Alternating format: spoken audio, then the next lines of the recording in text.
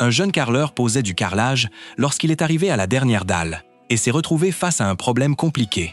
Un tuyau en métal bloquait complètement son passage, rendant impossible la pose du carreau en une seule pièce. En prenant le tuyau comme repère, il a tracé un carré au centre du carreau. Il a ensuite découpé cette partie avec une meuleuse d'angle, ce qui lui a permis de faire glisser le carreau autour du tuyau et de le mettre en place.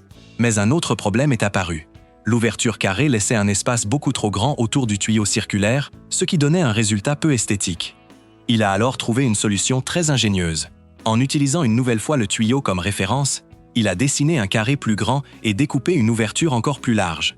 Il a d'abord posé le carreau principal sur le mortier et l'a tapoté délicatement avec un maillet en caoutchouc afin de l'aligner parfaitement. Ensuite, il a ajouté un peu de mortier sous la partie centrale et a découpé le morceau retiré en 4 petites sections. Il a ensuite placé ces 4 pièces une à une autour du tuyau. Le résultat final était si précis qu'on aurait cru que le carreau avait été fabriqué spécialement pour cet emplacement. 2. Le propriétaire, impressionné par la qualité du travail, a demandé au jeune artisan de réparer également l'angle d'un escalier qui gâchait l'ensemble depuis des années. Le dénivelé était important, ce qui rendait cette partie de l'escalier peu pratique et peu esthétique. Pour résoudre le problème, le carreleur a commencé par découper l'un des angles d'un carreau afin de lui donner une forme arrondie. Après avoir soigneusement poli les bords, il a fixé de petites pièces de carrelage tout autour pour créer un support solide. Le long du côté droit, il a ajouté une bande étroite de carrelage afin de former une structure semblable à un cadre. Pour garantir une excellente résistance, il a renforcé l'arrière en utilisant la même méthode.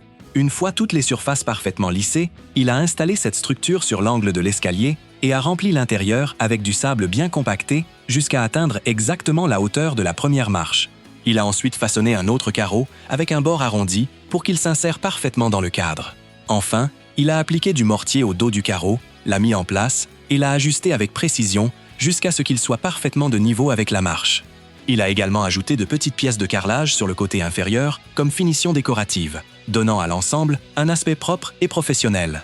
Une fois le chantier terminé, cet ancien angle disgracieux s'était transformé en un élément solide, élégant et remarquablement bien fini. Quelle note donneriez-vous à ce travail exceptionnel ?